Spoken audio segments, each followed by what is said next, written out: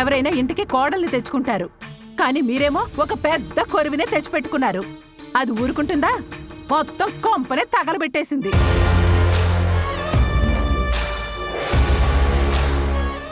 ఏంటి అలా చూస్తున్నారు? నేను చెప్పేది సీత గురించి కాదు, శశిరేఖ గురించి. ఇదేంటి నా మీద చాడీలు మొదలుపెట్టింది? మరి లేకపోతే మమ్మల్ని నట్టేట్లో ముంచుతావా? డబ్బులు ఇవ్వకుండా నీ దారి నువ్వు చూసుకుంటే నేను వదులుతానా? ఇందులో శశిని అనుకోవడానికి మాత్రం ఏముందిలే. మన బంగారం మంచిదైతే ఇంకొకరిని నిందించాల్సిన అవసరం ఏముంది? లేదొదినా, మీరేవైనా అనుకోండి, అసలు శశిరేఖ ఈ ఇంటికి తగిన కోడలే కాదు. మీ కుటుంబం ఈరోజు ఇలా కావడానికి కారణం మాత్రం ఖచ్చితంగా ఆ శశిరేఖే. నా మీదే ఎక్కిస్తావా? చెప్తా నీ సంగతి. నీ బొంతలే, నువ్వు నన్నేం చేస్తావు? కాలికి చుట్టుకున్న పాము కరవక మానదన్నట్టు ఈ ఇంటికి కోడలయ్యాక దాని పర్యవసానం ఏదైనా సరే భరించాలి కదమ్మా, తప్పదు. ఆ భగవంతుడి దయ వల్ల రాధాకృష్ణ మనసు మార్చుకుని ఇంటికి వస్తే చాలు. అమ్మా, నాన్నని వెతకడానికి ఎవరు వెళ్లారు? ఆదిత్య వెళ్ళాడమ్మా. మరి ఈ విషయం రామన్నయ్యకి చెప్పలేదమ్మా? లేదు, చెప్పలేదు. అదేంటమ్మా, రామన్నయ్యకి చెప్పకుండా ఎలా? ఏం చెప్పమంటావా అమూల్య? వాడు రావటం ఈ ఇంట్లో ఎవ్వరికి నచ్చదు.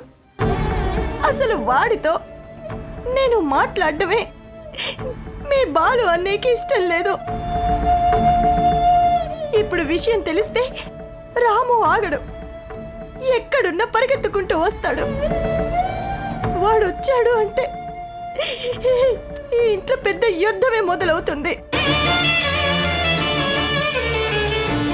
కన్న తండ్రి కనిపించటం లేదనే విషయం వదిలేసి రాము ఇంటికొచ్చినందుకు వాడి మీద కత్తి దువ్వుతాడు.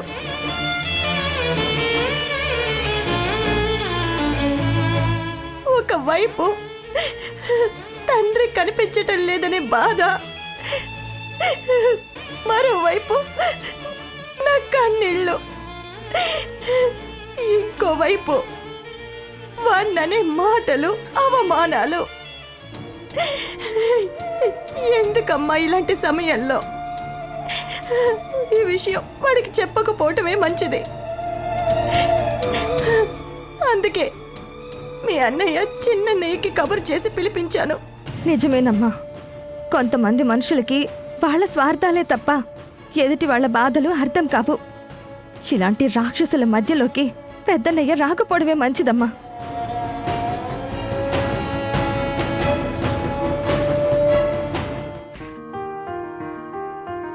ఇతను ఎక్కడైనా చూసారా? చూడలేదు బాబు. అమ్మా, మీరు చూసారా? చూడలేదు. ఆశా పాసం బందీ చేసేలే, సాగే కాలం ఆడే ఆటేలే, తీరా తీరం సేరేలోగానే ఏ తీరవునో, సేరువైనా సేదు దూరాలే, తోడవుతూనే ఈడే వైనాలే, నీదో కాదో తేలేలోగానే ఏదేటవునో, ఆటు పోటు గుండె మాటుల్లోనా సాగేనా. అన్నా, ఈయన ఎక్కడైనా చూసారా? చూడలేదండి, చూడలేదు.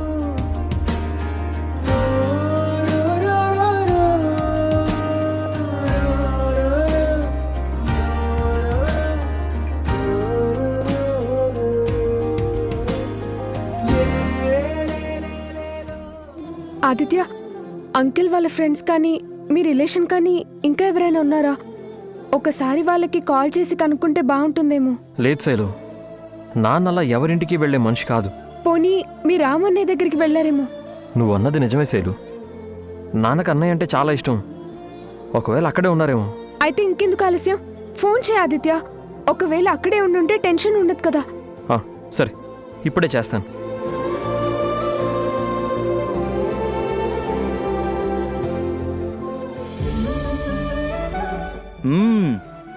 నీ వంట సూపర్ చెల్లమ్మా. రాము, నువ్వు చాలా అదృష్టవంతుడురా. ఎంత చక్కగా వండి పెట్టే మా చెల్లెలు నీకు దొరకటం నీ అదృష్టం రా.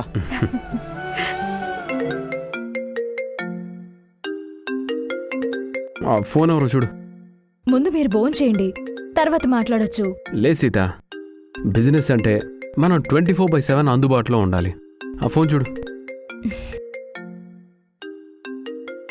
ఆదిత్య అండి, మాట్లాడండి. హలో ఆదిత్య.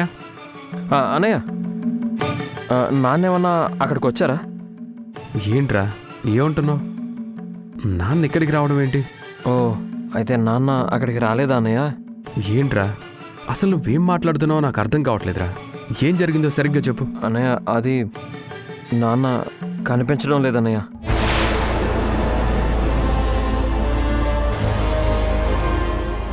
ఏం జరిగిందిరా? నాన్నా,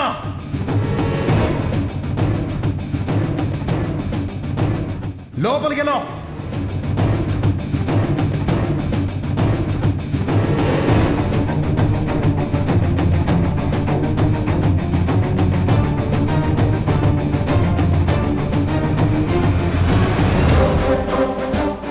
నాన్న కోసం మేమంతా వెతుకుతున్నాం అన్నయ్య. నాన్న ఆచూకీ ఎక్కడా దొరకడం లేదు. ఒకవేళ మీ దగ్గరికి ఏమన్నా వచ్చాడేమోనని చెప్పి. నా దగ్గరికి వస్తే వెంటనే నీకు కాల్ చేస్తాను కదరా. అయినా ఇంత జరిగినా నాకెందుకు ఫోన్ చేసి చెప్పలేదు? అన్నయ్య, అమ్మ చెప్పేంత వరకు నాకు కూడా తెలియదు అన్నయ్య. నాన్న కోసం వెతుకుతున్నాను అన్నయ్య. సరే, నేనే వస్తున్నాను. ఏమైందండి? సీత, నాన్న ఇంటి నుంచి వెళ్ళిపోయారంట. అయ్యో, అదేంటండి? అసలు ఏం జరిగింది? అదంతా తర్వాత చెప్తాను. ముందు నాన్నను వెతకాలి. కార్తీక్, నేను అర్జెంటుగా వెళ్ళాలరా. అంతా నువ్వు చూసుకో. అలాగే రామ్, నువ్వు బయలుదేరు. వెళ్దాం పా సీత. పదండి.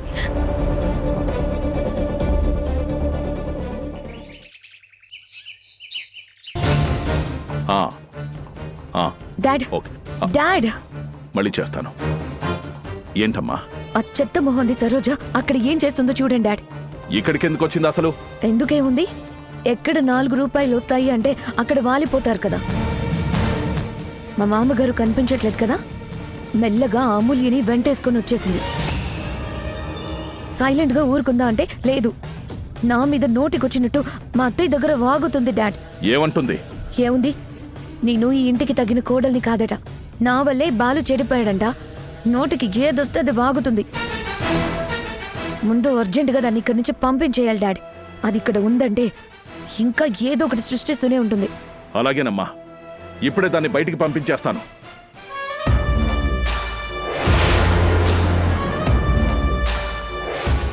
ఏంటి, తండ్రి కూతుళ్ళిద్దరూ కలిసి నన్నేదో ఒకటి చేసి ప్లాన్ చేయాలని చూస్తున్నారు?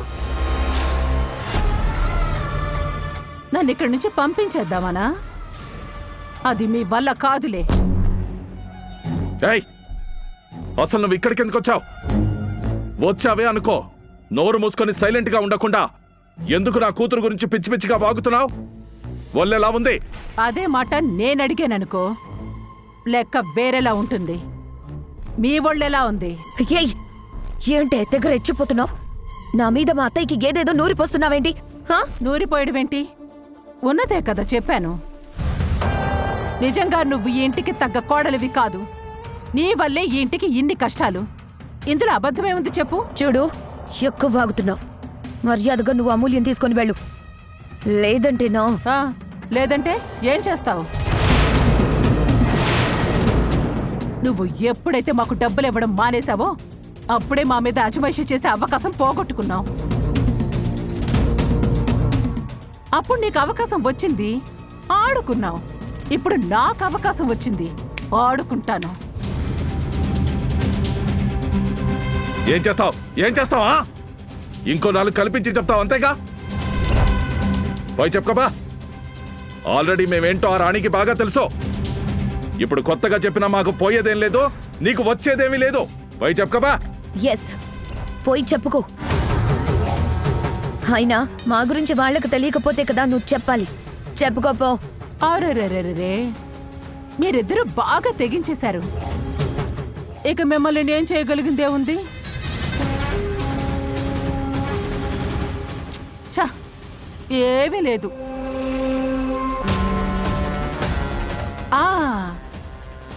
ఇంకో పని చేస్తాను.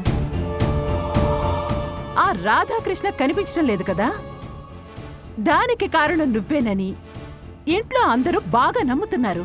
కాబట్టి ఆ రాధాకృష్ణని వెతికి పట్టుకుంటాను. ఒరే ఘోరా, అమ్మా వెంటనే పని చేయరా. ఆ రాధాకృష్ణ ఎక్కడున్నా సరే వెతికి పట్టుకో. అలాగేనమ్మా.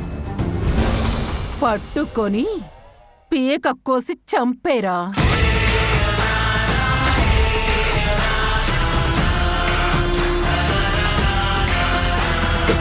చంపుతావా? ఇది ఈ భయం కావాలి. చూసారా, ఆయన్ని చంపుతామనగాని ఇద్దరు ఎంత భయపడ్డారు. చంపితే చంపుకో, మాకేంటి నష్టం? ఖచ్చితంగా నష్టం నీకే. ఎందుకంటే నీ వల్లే ఆయన ఇల్లు వదిలి వెళ్లారని అందరికీ తెలుసు. బాలు మనసు మార్చింది నువ్వేనని తెలుసు. ఇప్పుడు ఆ రాధాకృష్ణకి ఏం జరిగినా దానికి కారణం నువ్వే అవుతావు. బాలు కూడా వాళ్ళ నాన్న చావుకి నువ్వే కారణమని నీ పీక పట్టుకుంటాడు.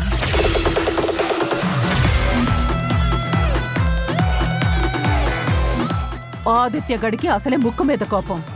వాళ్ళ నాన్నకేదైనా జరిగితే మిమ్మల్ని బతికుండగానే గొయ్యి తీసి కప్పెట్టేస్తాడు. వాడి చేతిలో మీ చావు ఉండేలా చెయ్యకపోతే నా పేరు సరోజే కాదు. పదరా ఘోరా.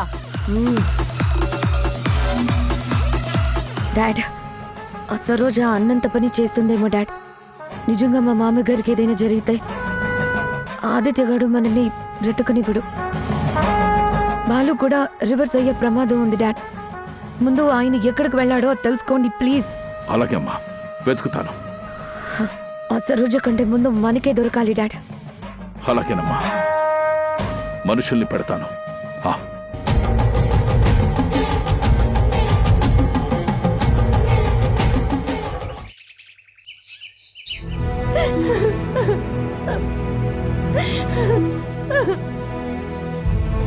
అమ్మా, ఊరుకోమ్మా, ఏడవకమ్మా.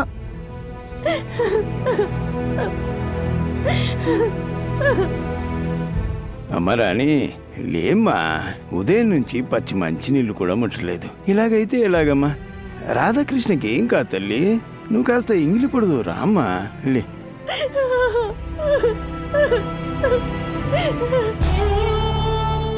అమ్మా, నాన్నని వెతకడానికి అన్నయ్య వెళ్ళాడు కదా. ఎక్కడున్నా సరే అన్నయ్య తీసుకుని వస్తాడు. నా మాట వినమ్మా. ఏం తినకపోతే నీకు నీరసం వస్తుందమ్మా. నాకేం వద్దమ్మా. ఆయన గురించి తెలిసేంత వరకు నాకు మనశ్శాంతి లేదు. నాకు నోట్లో ముద్ద దిగదు, అంతే.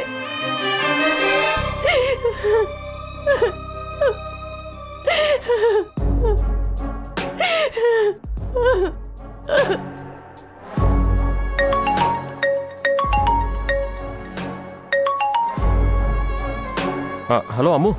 అన్నయ్య, నాన్న గురించి ఏమన్నా తెలిసిందా? లేదమ్మా, మేము చాలా చోట్ల వెతుకుతున్నాం. చాలా మందికి నాన్న ఫోటో పంపించి ఎంక్వైరీ కూడా చేస్తున్నాం. కానీ ఎక్కడ వివరాలు తెలియట్లేదమ్మా. ఇక్కడ అమ్మ పరిస్థితి ఏం బాగాలేదన్నయ్య. దిగులుతో పచ్చి మంచినీళ్ళు కూడా తాగడం లేదు. ఎంతసేపు ఏడుస్తూనే ఉంది. నాకేం చెయ్యాలో అర్థం కావడం లేదన్నయ్య. నువ్వేం టెన్షన్ పడకమ్మా. నేను ఏదో ఒకటి చేస్తాను కదా. నాన్నని కనిపెడతాను. ఏదో ఒకలాగా నువ్వు అమ్మ చేత ఏదైనా తినిపించమ్మా.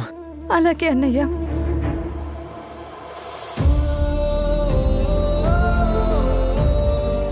ఏంటి ఆదిత్య? అమ్మ చాలా బాధపడుతుంది శైలు. ఏమీ తినడం లేదు, ఏమీ తాగడం లేదు. మనం ఎలాగైనా సరే నాన్నని వెతికి పట్టుకోవాలి. పద శైలు.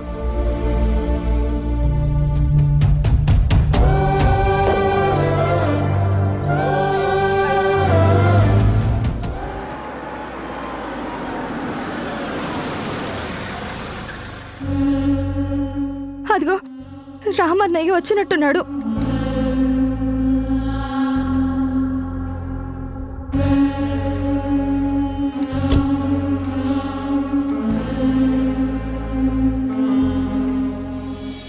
మళ్ళీ ఆ రాముని కలవను, వాడితో మాట్లాడను అని నా మీద ఒట్టేయమ్మా.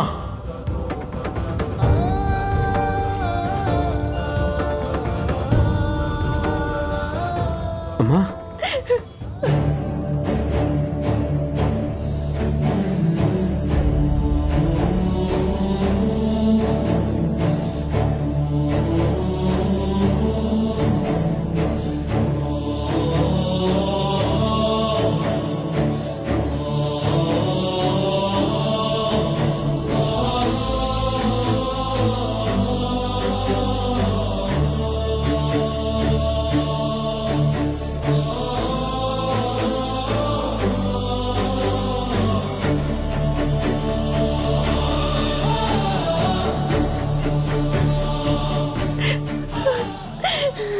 అత్తమ్మా, మీరు ఆయనతో మాట్లాడకపోవచ్చు, కానీ నాతో మాట్లాడొచ్చు కదా. ఏం మాట్లాడమంటావు సీత? నా కడుపున పుట్టిన బిడ్డలే నాకెన్నో ఆంక్షలు పెడుతున్నారు. నా బిడ్డలే నన్ను కట్టిపడేస్తున్నారు.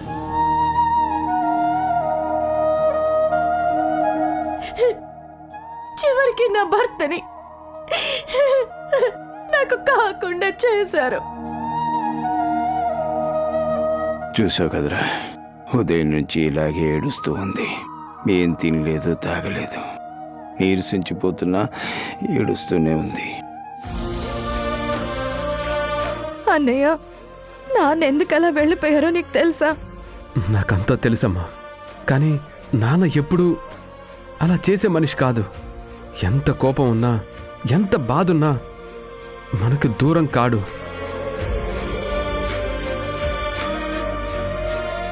నేను ఇంతకాలం అదే నమ్మకంతో ఉన్నాను తాతయ్య, కానీ చివరికి ఏం జరిగింది?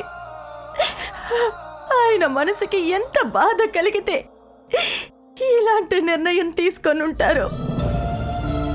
నాకు నమ్మకం లేదు తాతయ్య. నాన్న అలిగి వెళ్ళిపోయే మనిషి కాదు. అసలు అమ్మకి ఎలాంటి ఇన్ఫర్మేషన్ లేకుండా అలా వెళ్ళరు. ఎక్కడో ఏదో చెప్పే ఉంటారు. ఉండండి, చూద్దాం.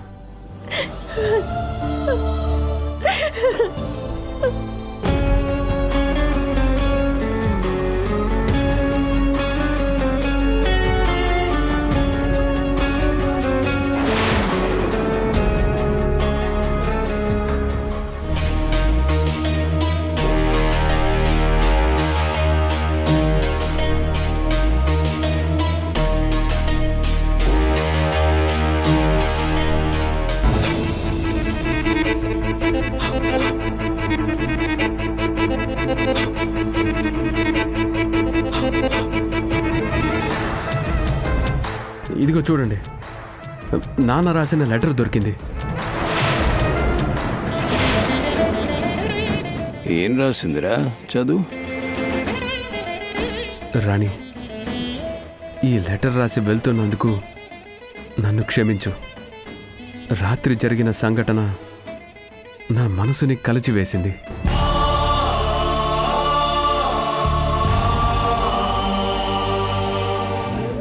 బాలుతో పాటు నేను ఆవేశపడితే మన ఇల్లు ముక్కలైపోతుందని బాధని, కోపాన్ని నేను దాచుకున్నాను. కానీ మనసులో మాత్రం చాలా అలజడిగా ఉంది. మనశ్శాంతి లేకుండా ఉంది. నేనిక్కడే ఉంటే ఏం జరుగుతుందో, నేనేం చేస్తానో అనే భయంతో బయటికి వెళ్తున్నాను.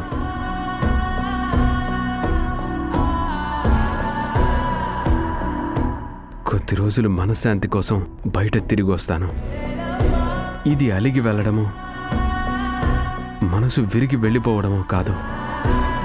మనసు తేలిక చేసుకోవడానికి నేను బయటికి వెళ్తున్నాను.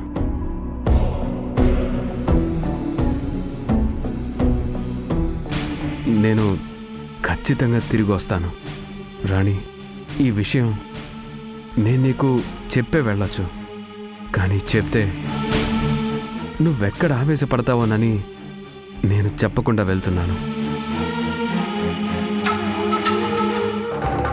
దయచేసి నా కోసం నువ్వు దిగులు పడి నీ ఆరోగ్యం పాడు చేసుకోవద్దు. నా మీద ఏ మాత్రం ప్రేమ ఉన్నా నిన్ను నువ్వు శిక్షించుకోవద్దు. ఇది భర్తగా నా ఆజ్ఞ, నా కోరిక. ఉంటాను.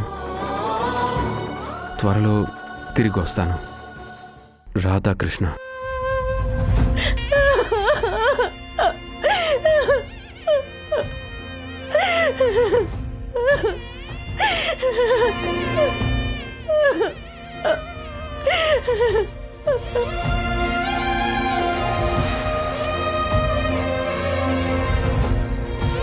శశి, ఎక్కడికి వెళ్ళావు? ఎవరికీ చెప్పకుండా అలా వెళ్ళిపోయావేంటి? మీ నాన్నగారిని కాపాడడం కోసమే నేనిప్పుడు వెళ్ళాను అంటే నువ్వు నమ్ముతావా? ఏంటి, మా నాన్నగారినా? ఆయన్ని కాపాడడం ఏంటి? అసలు మా నాన్న ఎక్కడున్నారు? అమూల్య వాళ్ళ అత్త మావల దగ్గర బందీగా ఉన్నాడు. మీ మావయ్య గారు ప్రాణాలతో కావాలి అంటే సిమెంట్ ఫ్యాక్టరీ మా పేరు మీద రాసివ్వండి అని నాతో బేరం పెట్టారు.